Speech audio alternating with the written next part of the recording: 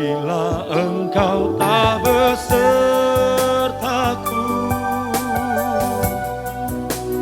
ku tak mau berjalan, ya Tuhan.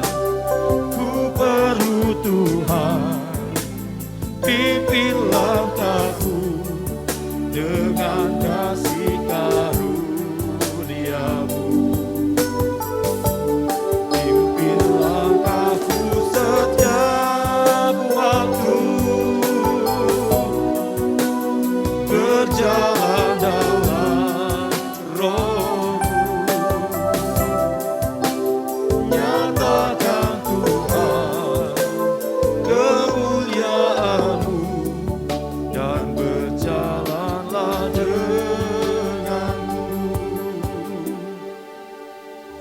Bila Engkau tak besertaku,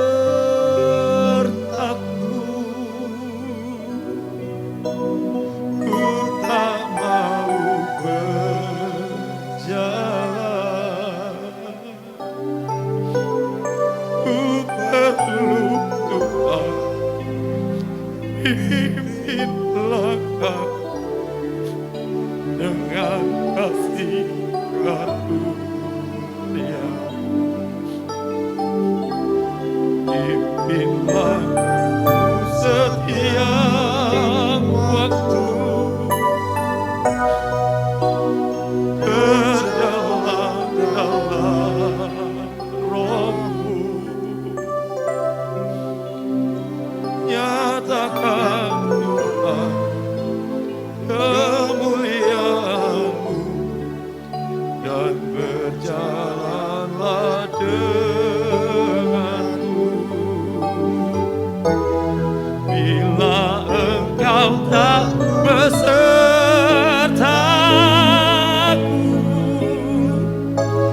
ku tak mau berjalan. Ku perlu Tuhan, pimpin langkahku dengan kasih karunia. Pimpin langkahku setiap waktu, berjalan dalam Roh-Mu. Nyatakan Tuhan kemuliaan-Mu, dan berjalanlah denganku. Saya serahkan ke Ibu Gembala. Pimpin langkahku setiap waktu, berjalan dalam Roh-Mu. Nyatakan Tuhan kemuliaan-Mu, dan berjalanlah denganku. Ini kerinduan kami di hadapan Tuhan.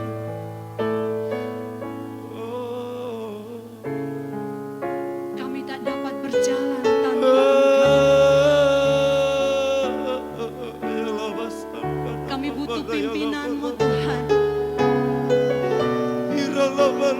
Mari Tuhan, pegang tangan kami, tuntun setiap langkah kami Tuhan. Karena kami tak berdaya tanpa Engkau. Kami tidak mampu tanpa Tuhan. Hanya kekuatan di dalam-Mu, hanya kekuatan di dalam Yesus. Kami mampu terus berjalan Tuhan. Terima kasih Yesusku. Mari Tuhan, pimpin setiap kami. Pimpin kami Tuhan. Oh Yesus.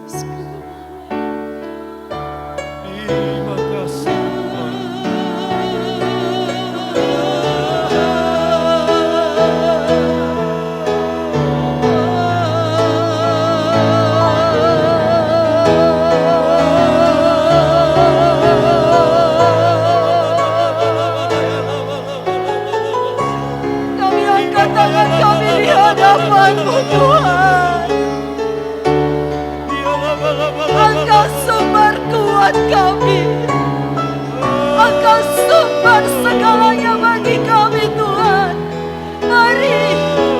Mari ya Roh Kudus, turunlah atas kami. Engkau yang menuntun kami, Engkau yang memegang tangan kami. Bawa kami berjalan seturut kehendak-Mu Tuhan.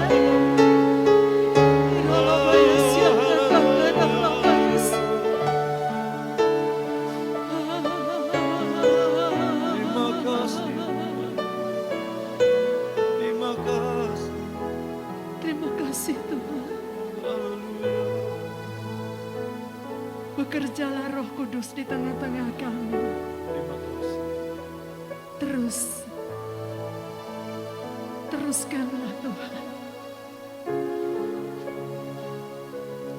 Biarlah saat ini setiap pribadi lepas pribadi, Haleluya. sungguh kami rasakan kuasa lawatan-Mu Tuhan. Kuasa lawatan-Mu, Amin. sehingga yang sakit disembuhkan, Amin. yang lemah dikuatkan, yang kehilangan pengharapan mendapat pengharapan. Di dalam Yesus ada pengharapan baru, ada kekuatan, ada sukacita, ada damai sejahtera, ada kemenangan. Terima kasih Tuhan. Terima kasih. Terima kasih Tuhan. Haleluya. Mari kami siapkan tanah hati kami yang terbaik untuk Engkau taburi dengan firman-Mu. Engkau yang melayakkan hamba-Mu untuk menyampaikan isi hati-Mu kepada setiap kami saat ini. Berkuasalah, berdaulatlah di dalam nama Tuhan Yesus Kristus. Kami sambut firman-Mu Tuhan. Haleluya. Amin. Kita akan melihat firman Tuhan saat ini di dalam Yeremia pasal yang ke-29 ayatnya yang ke-7. Kita akan bangkit berdiri dan kita baca ayat ini bersama-sama dengan penuh gairah. Ya, kita baca ayat ini bersama-sama. Yeremia pasal 29 ayatnya yang ke-7, 2, 3. Usahakanlah kesejahteraan kota kemana kamu aku buang, dan berdoalah untuk kota itu kepada Tuhan, sebab kesejahteraannya adalah kesejahteraanmu. Sekali lagi kita baca ayat ini. Usahakanlah kesejahteraan kota kemana kamu aku buang, dan berdoalah untuk kota itu kepada Tuhan, sebab kesejahteraannya adalah kesejahteraanmu. Amin. Silakan duduk saudaraku yang dikasihi oleh Tuhan. Saudara, kalau kita melihat bacaan kita saat ini, firman Tuhan yang kita baca saat ini, itu adalah surat Nabi Yeremia kepada bangsa Israel atau bangsa Yahudi saat itu di Babel. Ya, mereka saat itu berada di dalam pembuangan, diperkirakan sekitar 1 atau 2 tahun saat bangsa Yahudi tiba di Babel. Surat dari Yeremia ini dikirimkan. Jadi diperkirakan sekitar tahun 597 sebelum Masehi. Saudaraku yang dikasih oleh Tuhan, saat itu Tuhan mengizinkan bangsa Israel itu diangkut sebagai tawanan di Babel. Kenapa? Karena saat itu mereka kompromi menyembah berhala. Dan Tuhan murka, Tuhan izinkan ya mereka menjadi tawanan di Babel. Nah, saudaraku yang dikasihi oleh Tuhan, kalau sampai Yeremia Tuhan percayakan menulis surat ini untuk bangsa Israel saat itu, saudaraku yang dikasihi oleh Tuhan, berarti Tuhan mau di mana Israel berada, dia harus mengusahakan kesejahteraan kota, yaitu di Babel. Walaupun saat itu dia berada di daerah pembuangan, bukan milik dari mereka kota itu, tetapi Tuhan berkata, usahakanlah kesejahteraan kota di mana aku buang. Saudara yang dikasihi oleh Tuhan, firman Tuhan pada saat ini saya berikan tema gereja yang berfungsi. Ya, gereja yang berfungsi. Kalau kita melihat saya dan saudara, kita ini adalah gereja. Dimanapun kita ada, kita ini adalah gereja universal. Kalau di gedung begini kita bersama-sama berjemaat, ya, bersama-sama memuji Tuhan, itu gereja lokal. Tapi di mana kita ada, saudara ada di mana saja, di jalan mana, di kota mana, di situ gereja ada. Tuhan mau ketika ada gereja di situ, ayo berfungsi. Kalau kita baca tadi, usahakanlah kesejahteraan kota kemana aku buang. Saudaraku yang dikasih oleh Tuhan, usahakanlah dalam bahasa Ibrani itu daras. Kalau dibaca dauras, ya. Dauras ini memiliki pengertian yaitu mencari, meminta petunjuk, berikhtiar, menuntut, menanyakan, itu arti dari dauras tadi. Atau usahakan. Nah, kalau kita melihat pengertian dari kata aslinya di sini, saudaraku yang dikasih oleh Tuhan, berarti Allah sungguh-sungguh memerintahkan bangsa Israel di mana mereka ada, di mana mereka saat itu dibuang, diizinkan Tuhan mereka berada di Babel, mereka harus mengusahakan kesejahteraan kota itu. Ternyata untuk menjadi gereja yang berfungsi, yang pertama kita harus bertindak. Bertindak apa saudaraku? Usahakanlah.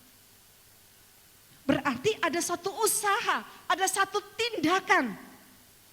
Saudara yang dikasih oleh Tuhan, Allah tidak mau kalau kita berada di satu daerah, kita masa bodoh dengan daerah itu. Kita banyak pendatang di sini.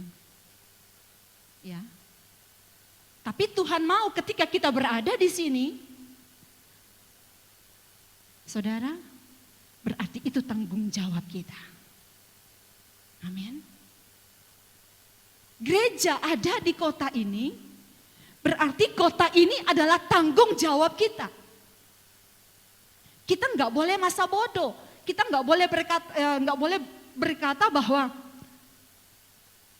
ya udahlah, itu bukan urusanku. Urusanku yang penting cari duit, aku dicukupi, aku sejahtera, aku tidak diganggu ini dan itu, cukup bagiku. Tidak seperti itu. Karena Tuhan mau, usahakanlah.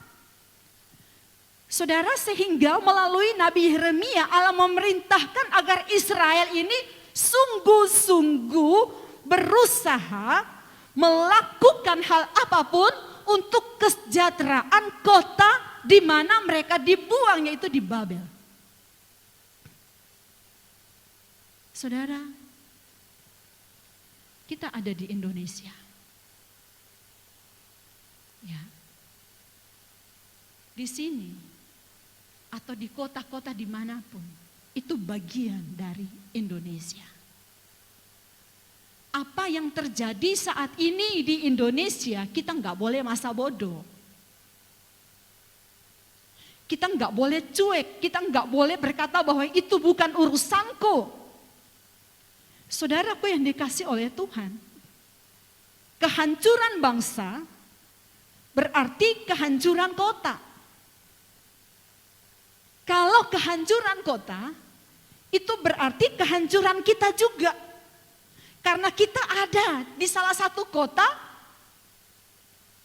dari Indonesia. Berarti kehancuran kita juga. Saudara yang dikasih oleh Tuhan, saya mau mengajak saudara, terbebanlah dengan apa yang Tuhan perintahkan ini. Kita menjadi atau ambil bagian di dalamnya. Jangan masa bodoh. Ya paling kurang, saudara, di mana saudara berada, doakanlah daerahmu. Ya, daerah tempat tinggalmu. Doakan, di mana kita tinggal, alamat kita berada di mana, sebutkanlah. Karena kesejahteraan lingkungan kita itu juga tidak lepas dari doa kita. Kadangkala saudaraku yang dikasih oleh Tuhan, kita berkata bahwa kalau berdoa cukuplah untuk keluarga kita saja. Salah, untuk tetangga-tetangga kita. Ya, kalau mereka ada damai, kita pun damai. Ya. Kalau mereka kerasa kerusuk, ya, maka kita pun akan terganggu, saudara. Oleh sebab itu ternyata perintah Tuhan ini, usahakanlah kesejahteraan kota di mana kamu aku buang. Saudara, dan berdoalah untuk kota itu kepada Tuhan. Ini bukan main-main. Ya. Ini bukan hanya sekedar omongan saja, perintah Tuhan yang disampaikan melalui Nabi Yeremia, bukan hanya sekedar omong kosong aja, tapi benar-benar Tuhan mau itu diusahakan. Berdoa bukan fokus kepada masalah, tapi fokus kepada Tuhan. Saudara, kita tidak tahu apa yang terjadi ke depan, kita nggak tahu. Tapi satu hal, ketika anak Tuhan berdoa, maka mata Tuhan tertuju atas setiap kita. Asalkan kita mau berdoa. Gereja yang berfungsi, gereja yang hidup benar.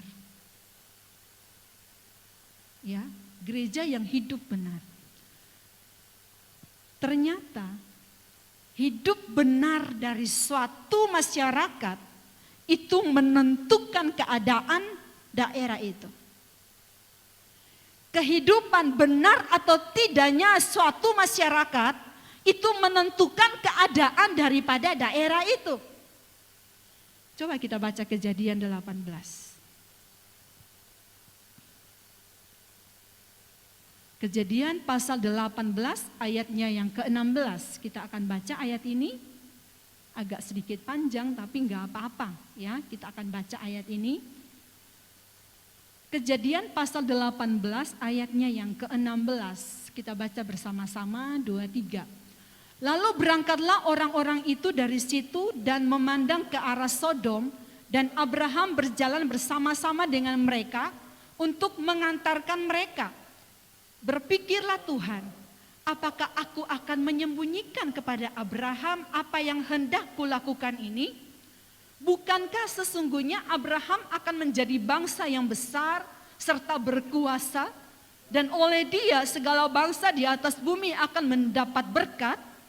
Sebab aku telah memilih dia supaya diperintahkannya kepada anak-anaknya dan kepada keturunannya supaya tetap hidup menurut jalan yang ditunjukkan Tuhan dengan melakukan kebenaran dan keadilan, dan supaya Tuhan memenuhi kepada Abraham apa yang dijanjikannya kepadanya. Sesudah itu berfirmanlah Tuhan, sesungguhnya banyak keluh kesah orang tentang Sodom dan Gomora, dan sesungguhnya sangat berat dosanya. Baiklah aku turun untuk melihat apakah benar-benar mereka telah berkelakuan seperti keluh kesah orang yang telah sampai kepadaku atau tidak. Aku hendak mengetahuinya. Lalu berpalinglah orang-orang itu dari situ dan berjalan ke Sodom. Tetapi Abraham masih tetap berdiri di hadapan Tuhan. Abraham datang mendekat dan berkata, saudara perhatikan baik-baik, apakah engkau akan melenyapkan orang benar bersama-sama dengan orang fasik? Bagaimana sekiranya ada 50 orang benar dalam kota itu? Apakah engkau akan melenyapkan tempat itu? Dan tidakkah engkau mengampuninya karena ke-50 orang benar yang ada di dalamnya itu? Jauhkanlah kiranya daripadamu untuk berbuat demikian, membunuh orang benar bersama-sama dengan orang fasik, sehingga orang benar itu seolah-olah sama dengan orang fasik. Jauhlah kiranya yang demikian daripadamu. Masakan hakim segenap bumi tidak menghukum dengan adil? Tuhan berfirman, jika kudapati 50 orang benar dalam kota Sodom, aku akan mengampuni seluruh tempat itu karena mereka. Abraham menyahut, sesungguhnya aku telah memberanikan diri berkata kepada Tuhan walaupun aku debu dan abu. Sekiranya kurang 5 orang dari ke-50 orang benar itu, apakah engkau akan memusnahkan seluruh kota itu karena yang 5 itu? Firman-Nya, aku tidak memusnahkan jika kudapati 45 di sana. Lagi Abraham melanjutkan perkataannya kepadanya, sekiranya 40 didapati di sana, firman-Nya, aku tidak akan berbuat demikian karena yang 40 itu. Katanya, janganlah kiranya Tuhan murka kalau aku berkata sekali lagi, sekiranya 30 didapati di sana, firman-Nya, aku tidak akan berbuat demikian jika kudapati 30 di sana. Katanya, sesungguhnya aku telah memberanikan diri berkata kepada Tuhan, sekiranya 20 didapati di sana, firman-Nya, aku tidak akan memusnahkannya karena yang 20 itu. Katanya, janganlah kiranya Tuhan murka kalau aku berkata lagi sekali ini saja, sekiranya 10 didapati di sana, firman-Nya, aku tidak akan memusnahkannya karena yang 10 itu. Lalu pergilah Tuhan setelah ia selesai berfirman kepada Abraham, dan kembalilah Abraham ke tempat tinggalnya. Tawar menawar Abraham dengan Allah. Luar biasa. Ini ayat kalau saudara baca sungguh-sungguh, saudara akan mengerti betapa pentingnya orang benar di satu kota. Amin. Ternyata keberadaan orang benar itu dapat menahan murka Allah. Tapi sayang sekali, Allah berkata, jika 50 orang. Karena Abraham berkata begini, masa Tuhan yang adil, engkau mau memusnahkan orang benar dan orang fasik secara bersama-sama? Saudara perhatikan baik-baik. Berarti ada suatu pemisahan antara orang fasik dan orang benar. Ya. Ada pemisahan antara orang fasik dan orang benar. Sehingga ketika Abraham berkata, masa engkau mau memusnahkan ya, orang fasik, ya, orang benar dan orang fasik mau engkau musnahkan secara bersama-sama? Saudara, dan Allah berkata, oke, kalau 50 di situ ada orang benar, aku tidak akan memusnahkan kota itu. Tapi tidak ditemukan. Abraham memberanikan diri, kalau 45, bagaimana Tuhan? Oke, kalau 45 ada orang benar di situ, aku tidak akan memusnahkannya. Tapi tidak ada. Tidak sampai 45. Beranikan diri lagi, 40 Tuhan, gak ada. 30 Tuhan, gak ada. 20 Tuhan, gak ada. 10 Tuhan. Saudara tahu, tidak ada. Akhirnya dimusnahkan. Hanya keponakan dari Abraham saja, yaitu Lot bersama dengan keluarganya. Seharusnya istrinya juga, tetapi istrinya menjadi tiang garam. Karena terikat dengan harta. Saudaraku yang dikasihi oleh Tuhan, betapa pentingnya orang benar berada di salah satu kota, dia berdoa, dia hidup benar di hadapan Allah, itu penting sekali di hadapan Tuhan.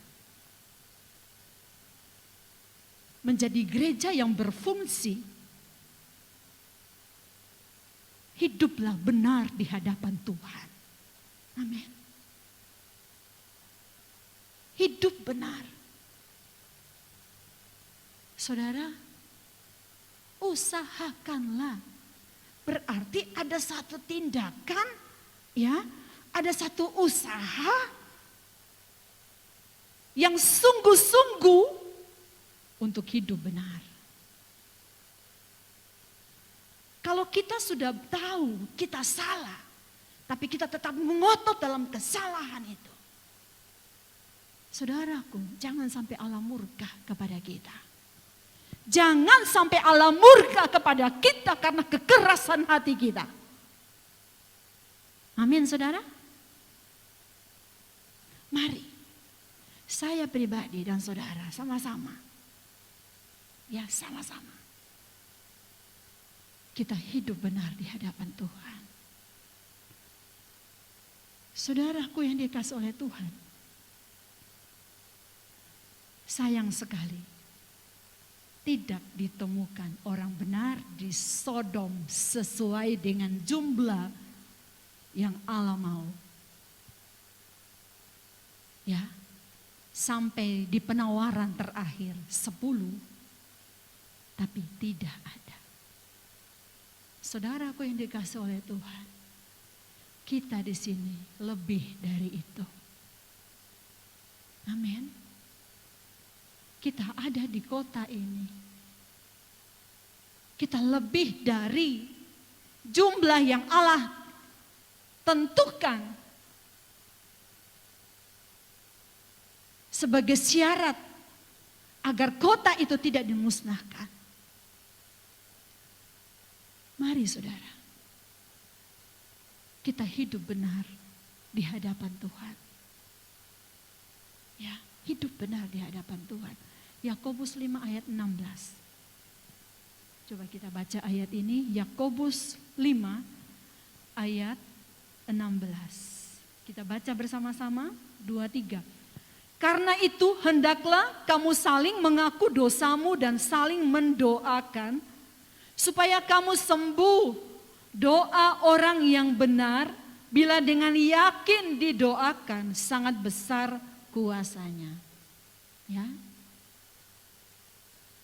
saudara,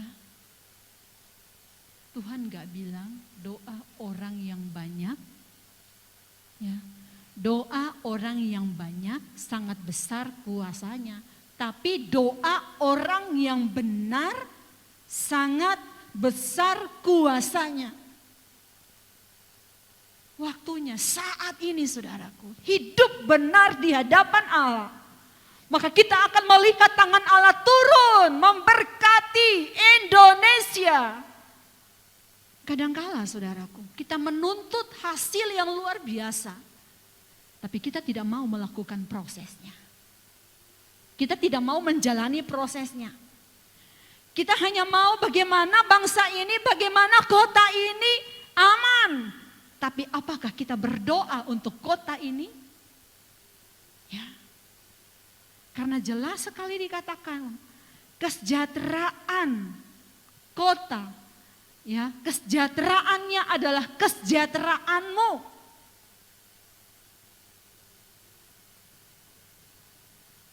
Saudaraku,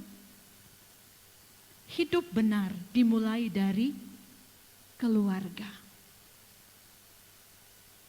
Karena kalau keluarga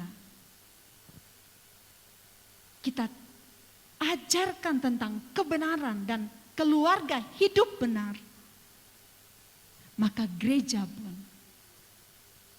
ya satu gereja, satu himpunan umat Tuhan, kita akan melihat bagaimana Allah bekerja dengan luar biasa. Dan kalau gereja hidup benar di hadapan Tuhan, maka akan mempengaruhi kota. Kalau kota hidup benar di hadapan Tuhan, maka akan mempengaruhi bangsa ini. Ya. Dimulai dari keluarga. Karena akan menembus sampai yang besar. Saudaraku yang dikasih oleh Tuhan, mari ya, kita bergerak saat ini. Kita menjadi anak Tuhan yang jangan masa bodoh. Tapi kita mau mengambil apa yang Tuhan tugaskan. Usahakanlah kesejahteraan kota. Kemana kamu aku buang? Usahakanlah kesejahteraan kota di mana kita ada sekarang ini. Dengan apa? Kita bertindak, berdoa. Jangan kita miliki senjata, tapi kita tidur. Tertidur, kita tidak menggunakan senjata yang Tuhan berikan. Karena apa saudaraku? Di dalam kita sebenarnya ada kuasa. Doa itu besar kuasanya. Doa orang benar sangat besar kuasanya. Berarti di dalam saya dan saudara ada senjata yang Tuhan berikan bagi saya dan saudara untuk kita maju berperang. Untuk kita mengawal kota ini. Amin. Mari. Saudaraku yang dikasih oleh Tuhan. Bangkit gereja Tuhan. Berdoa. Ya, berdoa. Mari. Mulai saat ini doakan daerah kita tinggal. Lingkungan kita. Di mana kita tinggal. Doakan. Ya, doakan. Kalau misalnya ada tetangga yang nyakitin, berkati dia. Ya, berkati dia. Jangan kita ikut-ikutan nyakitin, ya. Nanti kita nggak jadi gereja yang berfungsi, saudara. Saudara, kalau gereja yang berfungsi itu, kemana dia berada itu orang diberkati. Ya. Tidak ada perubahan itu akan terjadi dari seperti kupu-kupu, saudara, dia harus melewati metamorfosis. Bagaimana dari dia telur, ulat, kepompong, dan kupu-kupu. Kalau kita masih membuat orang sepertinya gatal, ya, itu berarti kita masih ulat, saudara. Ya, kalau kita deketin orang itu terganggu, misalnya ya, berarti masih ulat, belum kupu-kupu. Kalau kita kupu-kupu, ya saudaraku, ini hanya contoh, ya, perubahan kita, wah indahnya, gitu ya. Tapi kalau kita dekatin, orangnya terganggu, orangnya tersakiti, masih membuat orang itu merasa nggak nyaman, ya, itu berarti kita masih belum kupu-kupu, saudara. Perubahan kita masih ulat. Jangan ulat terus, ya, tidak bisa terbang. Saudaraku yang dikasih oleh Tuhan, dimulai dari keluarga. Hidup benar itu dimulai dari keluarga, ya. Terus ke gereja, kota, dan bangsa ini. Mari kita mulai. Mari kita mulai itu. Menjadi gereja yang berfungsi melalui hidup benar. Gereja yang berfungsi, kita akan melihat, yaitu miliki hati Yesus. Miliki hati Yesus ini berarti berbagi hidup. Nah, berbagi hidup. miliki hati Yesus, menjadi gereja yang berfungsi, kita harus miliki hati Yesus,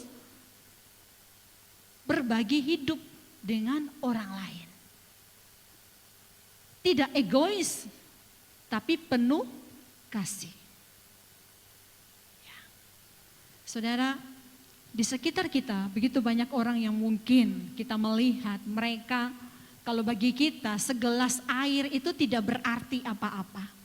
Tapi mungkin bagi mereka saat itu sangat berarti. Gak ada salahnya, berikanlah segelas air buat mereka. Apa aja, berbagi. Ya. Mungkin kita udah capek nih ya. Tapi orang yang datang ke kita mungkin dia juga dalam kalut, saudaraku. Tapi kita senyum aja, melayani dengan senyum. Kita nyapa dengan senyum. Mungkin itu yang dia butuhkan dan memberkati dia.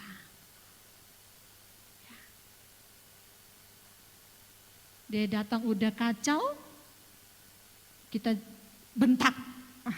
Lebih tambah kacau, saudara. Senyum, berbagi seperti Yesus. Jangan masa bodoh, jangan berkata yang penting saya perhatikan hidup saya sendiri.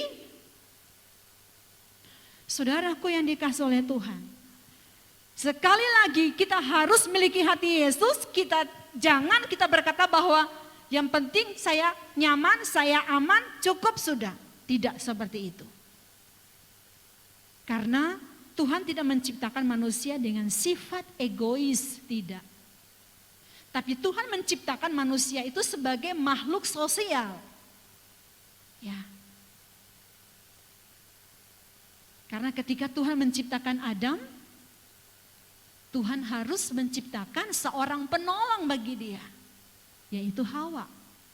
Berarti ini membuktikan bahwa manusia itu tidak dapat hidup sendiri. Dia adalah makhluk sosial. Jadi kita jangan hanya melihat kepentingan diri kita, apa yang kita butuhkan itu aja yang kita fokus. Tapi coba kita lihat, buka mata kita. Karena kita adalah gereja yang ada di kota ini, kita melihat keadaan kota ini, saudara. Apa yang kita bisa lakukan sebagai gereja yang berfungsi, yang miliki hati Yesus, berbagi hidup dengan mereka. Jangan kita eksklusif, apalagi kita kesukuan. Tidak ada, Tuhan gak pernah ciptakan bahwa ya udah kamu suku ini eksklusif, ya. Gak ada itu. Mari berbagi hidup dengan lingkungan kita. Ya, berbagi hidup. Maka kita menjadi gereja yang berfungsi. Bertindak dalam berdoa, hidup benar dan miliki hati Yesus. Mari saudaraku, usahakanlah kesejahteraan kota. Kemana kamu aku buang, dan berdoalah untuk kota itu kepada Tuhan. Sebab kesejahteraannya adalah kesejahteraan. Ya, jadi gereja yang berfungsi. Amin. Puji Tuhan. Terima kasih Tuhan. Haleluya.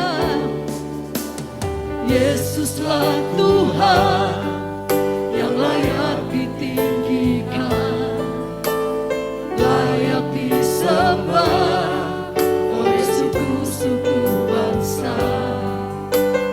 Dengan darah-Mu Kau telah tebus dosaku. Genapi Tuhan firman-Mu atas negeriku. Hati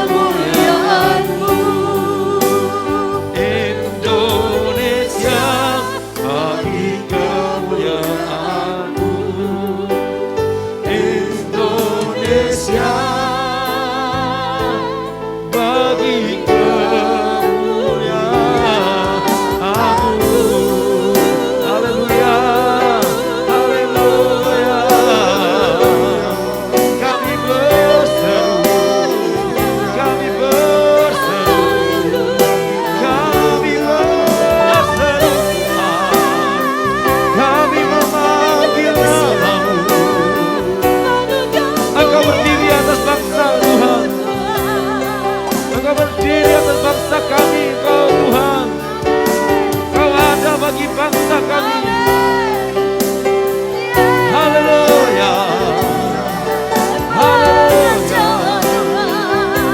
Oh, Kau ada bagi bangsa kami Tuhan. Engkau berkuasa atas bangsa kami. Engkau berkuasa Tuhan. Engkau berkuasa Tuhan. Terima kasih. Haleluya. Haleluya.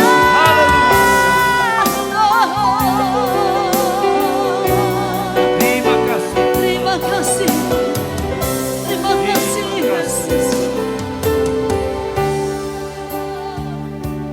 Terima kasih. Terima kasih Tuhan. Bapa, saat ini Tuhan, seluruh umat-Mu kami sepakat, kami bersatu Yes. hati. Kami Amen. berdoa buat bangsa kami, Amen. bangsa Indonesia. Amen. Tuhan, biarlah Engkau sendiri yang menguasai bangsa ini. Segala bentuk rekayasa jahat manusia yang ingin menghancurkan bangsa ini, kami patahkan kuasanya di dalam nama Tuhan Yesus Kristus. Tuhan ada bagi bangsa kami ya Tuhan. Segala bentuk terorisme apapun itu juga Tuhan, kami patahkan kuasanya di dalam nama Tuhan Yesus Kristus. Tuhan bantu aparat keamanan untuk mengungkap segala bentuk kejahatan apapun itu juga Tuhan. Semuanya kami bawa ke dalam tangan Tuhan. Tuhan tolong Tuhan. Mari ya Tuhan, Engkau tolong Bapak Presiden. Biarlah ia dapat menjalankan tugasnya dengan baik ya Tuhan. Mari Tuhan, biarlah Engkau sendiri yang menguasainya, bahkan seluruh yang terlibat di dalam pemerintahan ini Tuhan. Engkau menguasai hati para raja-raja. Terima kasih Tuhan. Terlebih kami berdoa buat kota kami. Kota di mana anak-anak-Mu mencari nafkah. Kota di mana umat-umat Tuhan berkeluarga. Kota di mana kami Tuhan memuji dan menyembah Tuhan. Berkati kota ini Tuhan.